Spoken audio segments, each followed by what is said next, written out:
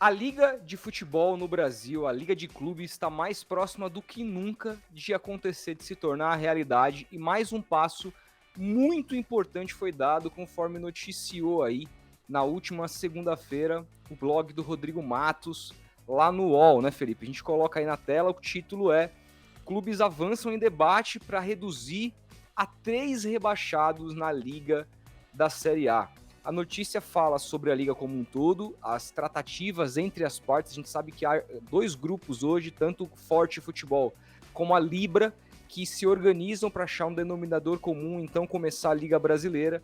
E uma das coisas que foi aí de maneira congruente na reunião, ou seja, os dois lados concordam, é que a partir da criação da liga não caia mais 3 clubes, ou melhor, não caia mais 4 clubes e sim 3. Ou seja, subiriam 3 clubes da Série B para a Série A todos os anos e cairiam 3 da A para B todos os anos também, diminuindo assim, na visão dos dirigentes, as chances dos grandes clubes caírem e criando uma estabilidade maior na primeira divisão. Vamos começar com a matéria aqui, até antes de chamar o Felipe, vou me permitir ler para vocês aqui partes importantes, porque o Rodrigo Matos fala o que aqui? A primeira reunião entre os clubes da Libra e Forte Futebol teve mais consensos do que discordâncias. Isso levou ao aumento do otimismo para viabilizar uma liga de 40 clubes para as séries A e B do brasileiro. E um dos pontos que avançaram nas discussões foi a redução do número de rebaixados no Nacional de 4 para 3. No início da semana passada, dirigentes de clubes da Libra e da Liga Forte Futebol estiveram juntos em São Paulo. A intenção era parar arestas para avançar com o projeto da Liga Nacional conjunta, sendo o maior ponto de negociação é a distribuição de receitas. Participaram Corinthians, Santos, Bragantino de um lado, Fortaleza, Fluminense, Inter e Atlético Mineiro do outro. Na questão da distribuição do dinheiro, houve um avanço num conceito, mas ainda falta detalhar números, isso é importante. A Liga está avançando, gente. É importante passar por todas essas Aos etapas, poucos, né? né? Bem aos pouquinhos Aos tá poucos. avançando. Ambos os grupos concordaram que seria desejável ter uma diferença de no máximo 3,5 ou 3,6 entre o clube que menos ganha e o clube que mais arrecada. E aqui é uma ótima notícia, porque esses números são equiparáveis a, por exemplo, La Liga. Estaria muito distante de Premier League, que é 1,6 entre o que mais ganha e o que menos ganha, seria bem mais desequilibrado que na Premier League, mas estaria já interligada ao que se pratica na Europa em alguns mercados, como por exemplo na Espanha. Isso é muito legal, né? Desde 2015 para cá, antigamente não era assim. Real Madrid e Barcelona faturavam 80% de tudo e o Estado interviu lá e a coisa mudou e hoje a diferença é essa. Aí ele continua, uma questão é que essa proporção pode ser um pouco mais alta se houver um grande número de times populares na Série B. Isso aumentaria a fatia de clubes de grande torcida em engajamento, porque na divisão que eles vão fazer lá, o engajamento desse clube é importante também na hora de ganhar receitas. As equipes técnicas dos dois lados devem participar de uma reunião em breve para tentar aprofundar os números. Um ponto a ser debatido é o critério de engajamento, peso excessivo para a audiência pregado pelo Grupo Forte Futebol é questionado. Ou seja, há um consenso na Libra, no grupo da Libra, que a audiência deve ter um peso muito grande no critério de engajamento, que é parte da pizza, e o Grupo Forte Futebol quer transformar esse engajamento em outras coisas, ou melhor, quer considerar audiência, mas de maneira menos importante do que hoje é considerado na visão da Libra. É uma negociação também que precisa ficar muito claro antes da Liga surgir. Houve ainda consenso sobre a governança dos campeonatos, com conselhos das séries A e B, e representantes da Libra repassaram os estudos e atas de assembleias atualizadas para o Grupo Forte Futebol, que já tinha os documentos iniciais, mas houve modificações após discussões. Um ponto em que não há concordância é sobre a divisão de receitas entre as séries A e B. A Libra defende que seja 85% de toda a receita para a Elite e 15% para a segunda divisão, e isso é baseado aí, segundo o Rodrigo Matos fala, em critérios de ligas internacionais. Ele está correto. Já a Liga Forte Futebol queria uma fatia de 20% para a Série B e 80% para a Série A. Olha, eu acho que é uma negociação aí, pode de repente chegar no meio do caminho, 82,5%, não 80% nem 85%, de repente pode acontecer. Uma questão que teve concordância foi o aumento do número de rebaixados. uma questão que teve concordância foi sobre o número de rebaixados. A maioria dos presentes concordou que seria ideal reduzir de 4 para 3 os times que caem para a segundona como forma de criar uma estabilidade na Série A. Além disso, há a previsão de um paraquedas para as 3 equipes que caírem, ou seja, elas teriam uma receita adicional para lidar com despesas mais altas na segunda divisão, uma vez que elas vão ter receitas também diminuindo. Ainda não se discutiu como essa mudança ocorreria. Em princípio, o entendimento é que basta os conselhos dos times das séries A e B aprovarem para a alteração ser válida, mas só há previsão de incluir a modificação para o início da liga, o que deve acontecer apenas em 2025, e aí 2025 a gente explica, deve acontecer, porque o contrato da Globo vai até o fim de 2024. A ideia da liga é já negociar os direitos de televisão a partir de 25. Então, gente, os grupos estão conversando e a notícia que, independentemente, a gente vai falar o que a gente acha a respeito de rebaixamento de 3 times, de 4 para 3, eu tenho uma opinião, o Felipe deve ter a dele, mas o mais importante aqui é a gente deixar claro para vocês que as conversas estão acontecendo e pontos em comum estão sendo descobertos entre as partes. Isso está acontecendo. O grupo A está começando a concordar mais com o grupo B com o grupo A. Existem ainda discordâncias, debates que vão acontecer, é normal. Para uma liga que vai começar em 25 só, a gente está no meio de 22, tem 2 anos e meio para isso ser colocado em prática. E precisa ter pressa mesmo, porque não é fácil a liga gerir tudo que ela vai precisar ser muito bem construída, mas há tempo, e esse tempo é importante para que ela seja feita de maneira sólida e tudo quanto é discordância ser debatido agora. Essa é a hora. Então, muito diferente aí, essa é a minha opinião, muito diferente de muitas pessoas que duvidam que a liga vai acontecer. Para mim, há vários indícios de que ela tá cada vez mais próxima de se tornar realidade, né, Felipe? Você não concorda? Concordo, mano, concordo. Acho que vai acontecer sim. Tem muito tempo até lá, né? Eu já falei isso em vídeos anteriores aqui no canal.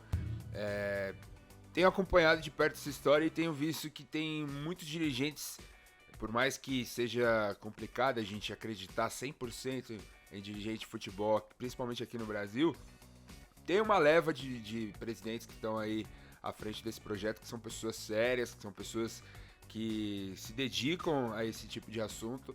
Então acho que eu tô com uma ponta de otimismo aí, mas eu entendo, né? A gente recebeu aí no nosso podcast vários jornalistas que comentaram sobre esse pessimismo, né, em relação à liga, por conta de todo o passado que a gente tem aqui no futebol brasileiro, de dirigentes que só pensam no seu próprio umbigo, pensam no seu clube primeiro, que querem se favorecer cada vez mais em relação aos outros, enfim.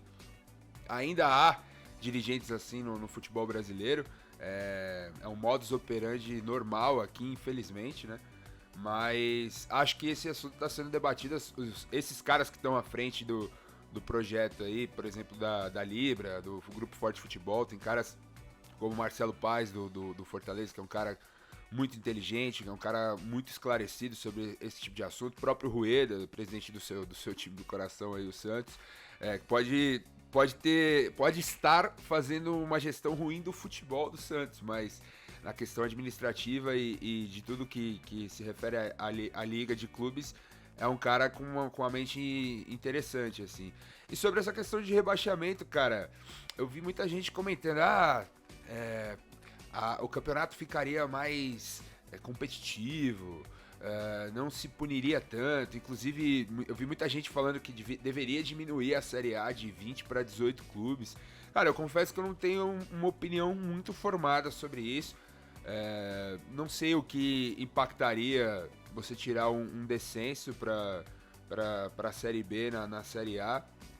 Acho que talvez premiaria o campeonato, assim, né, cara? Ficaria mais difícil de serem rebaixadas as equipes, uma vez que todos os times participantes da Série A tivessem condições financeiras minimamente iguais ali em uma fatia do dinheiro total da liga, que acho que, por exemplo, deixaria times médios e pequenos hoje do futebol brasileiro que participam da Série A muito mais fortes do que são hoje.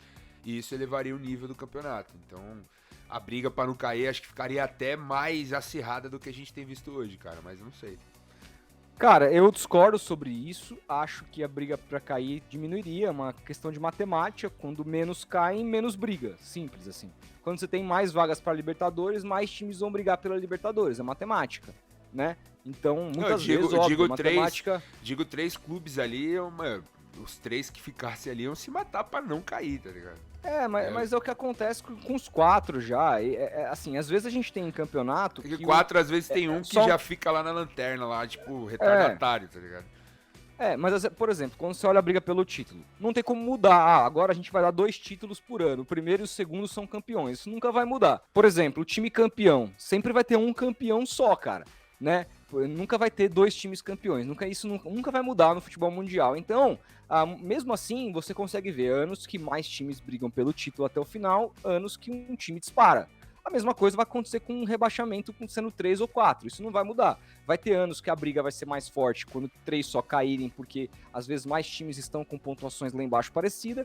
Vai ter ano que muitas vezes, mesmo caindo 4, você vai ter, às vezes, os 4 que estão muito abaixo dos outros e não vai ter briga. Já aconteceu as duas coisas, depende muito do contexto do campeonato. O meu ponto é, cara, e aí assim, eu dou uma opinião hoje, pode ser que minha cabeça mude, estou disposto a conversar a respeito, porque é uma coisa nova, imposta agora, que a gente não pensou muito sobre isso.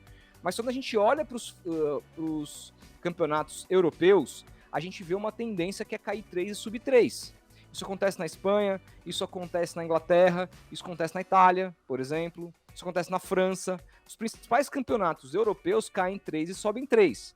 Né? Eu discordo completamente dessa ideia de diminuir o número de 20 para 18, isso não vai acontecer no Brasil. O Brasil tem muito time grande, muito mais que muitos países, inclusive.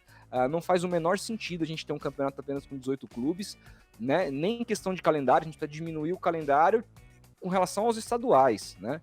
Não com relação ao nacional, que é o grande produto que a gente tem. Discordo completamente. Agora, quando a gente olha para 3 rebaixados, subindo e descendo, e 3 times caindo, 3 times subindo, a gente vê que é uma tendência no futebol mundial, cara. E se a gente tá iniciando uma nova fase, tentando levar como exemplo campeonatos que comercialmente dão certo, que são os campeonatos europeus, e é por isso que a gente está criando uma liga, tentando dividir melhor os ganhos, equilibrar melhor as receitas, eu acho que nada melhor do que você olhar para todos os modelos. Eu vou dar outro exemplo aqui, para não querer me estender muito. No Campeonato Brasileiro, eu acho que o Campeonato Brasileiro é o único que eu vejo que a vitória é o principal critério de desempate do campeonato. Eu acho um puta critério injusto. Porque veja o seguinte, hoje, Santos e São Paulo estão empatados no número de pontos na tabela. O Santos está à frente do São Paulo por número de vitórias. Só que, por um outro lado, você pode pensar assim, pô, mas peraí, isso é justo? O Santos tem uma vitória a mais, ok, mas o São Paulo perdeu muito menos. Então, peraí, o que vale mais? A vitória ou o número de derrotas? Eu acho, particularmente, um critério injusto que você não vê em liga nenhuma no mundo. Geralmente, quais são os 2 critérios de desempate que você vê? Saldo de gols, que esse eu acho muito mais justo, e confronto direto. Ou seja, Santos e São Paulo estão ali, terminam o campeonato empatado com a mesma pontuação. Como é que foi o confronto deles? Se foram 2 empates, então vamos saldo de gol. Se não foi, quem se deu bem entre os dois? Eu acho um critério muito mais interessante do que o número de vitórias. Nunca entendi, e mais do que isso nunca foi discutido aqui, nunca se discutiu esse critério aqui, o que eu acho um absurdo esse critério. Sim. Sempre achei. Injusto pra caramba. Mas não tem mas não tem a questão do campeonato premiar quem vence mais? Então, é uma cultura nossa, mas é um lugar, é uma coisa que você não vê em lugar nenhum do mundo. Você não vê em lugar nenhum do mundo, entendeu? Mas aí que eu falo, quem ganha mais tem mais mérito do que quem perde menos? Porque às vezes eu perder pouco é também um mérito. Sim, vender derrotas claras. Mas qual é o objetivo do futebol? É ganhar, né? Não é perder ou empatar. Não, tudo bem, mas o objetivo de um campeonato de pontos corridos ele é pontuar, acima de tudo. Tanto que o empate vale ponto também. Mas vale menos, entendeu? Que a vitória. Não, vale menos, mas aí que tá. Quando você olha, por exemplo, para um critério de vitória, que ele pode continuar existindo lá. Até porque, senão, se a gente tirar ele, fica muito fácil de, sei lá, dar sorteios, tipo de coisa que é absurdo. Agora, eu acho que ele não pode ser o principal critério quando você tem, na minha opinião, um critério que é muito mais decisivo, que é o saldo de gols e o confronto direto. Eu acho que o número de vitórias pode até contar, mas deveria vir em terceiro lugar. Você entendeu? Aí depois você vai lá contar número de cartão amarelo, número de cartão vermelho, beleza, entendeu? Porque você tem que desempatar, porque aí só não vai acontecer de empatar tudo. Mas se acontecer, você tem esse critério, né, para não ter que levar para sorteio. Mas eu acho que é muito mais justo você olhar mais do que o quanto de vitórias que seu time fez, você olhar o número de gols que ele fez com relação ao número que ele tomou, porque isso reflete muito mais o desempenho do time ao longo da competição. E mais, o confronto direto, são dois times que estão empatados ali. Então tá, como é que foi o desempenho desse time um contra o outro? Isso não conta hoje no Brasil. Eu acho conta que, o número de vitórias. Acho que valeria mais a pena se tivesse... Se o primeiro e o segundo empatassem, assim. Aí tivesse esse confronto direto. Acho que seria mais legal. E também... Não, mas não é o... Não, você entendeu errado. Não é que eu quero que tenha um jogo a mais. Não. Que aí você julga o confronto entre os dois. Entendeu? Assim, por exemplo, empata Palmeiras e quem é o segundo hoje? Palmeiras e Fluminense? Empata os dois. Ali, chega no final... Corinthians, né? Corinthians, os dois empatados no final. Aí vê o confronto direto. O Palmeiras ganhou do Corinthians, o Corinthians ganhou do Palmeiras. Enfim, acho que isso. Então, exatamente. Mas eu acho que para isso valer para primeiro e segundo, tem que valer para a tabela inteira. Não pode ter um critério diferente para primeiro e segundo do que para a tabela inteira, entendeu? Tem que ser para a tabela inteira, cara. Pura e simplesmente. Mas enfim, a gente tá viajando aqui, mas só pra mostrar. Pra mostrar que, tipo assim, tem muita coisa pra ser discutida. Número de rebaixados, critério de desempate, e essa como que vai ser. Essa questão que tá no texto do Rodrigo Matos aqui, que eu até vou colocar na tela de novo, sobre esse paraquedas, cara. Pra as equipes que caírem terem uma receita adicional aí pra lidar com as despesas. O que você acha disso? Você acha justo? Eu acho isso excelente, eu acho muito importante, porque o que a gente vê é... Que hoje não é mais assim, né? Não é, e a gente viu como que grandes clubes se complicaram muito financeiramente justamente por conta disso.